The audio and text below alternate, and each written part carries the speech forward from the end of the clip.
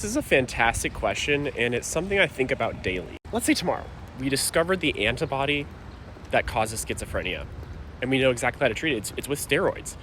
Is schizophrenia now under neuro's purview, or is it immunology's purview? Like, does Room handle it now because it was actually an antibody the whole time?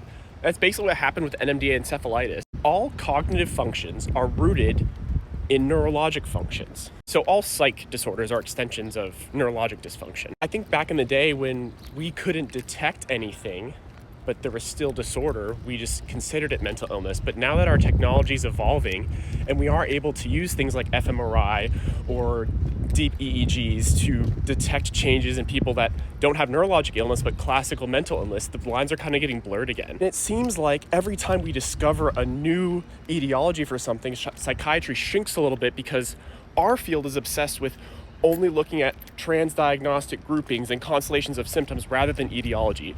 There is not a single lab value or imaging finding or quantifiable guideline that you can find in the DSM. And here's another question.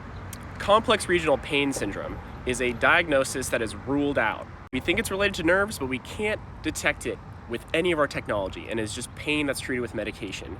So riddle me this, what is the difference between a neurologist who treats someone with complex regional pain syndrome and the only metric of success they have is the own patient's subjective report of improvement of their lived experience, and the psychiatrist who treats someone for anxiety whose only metric of improvement is their subjective lived experience? Is it just because your perceived disorder happens to be like below the neck? Like, okay, neither of them are detectable. I was talking about this with my attending on neurology, and she feels that her neuroscience training is lacking because she focuses too much on the concrete science in neurology.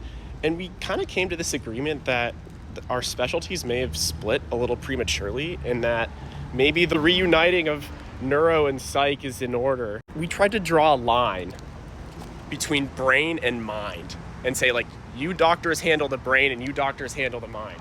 It's not that easy.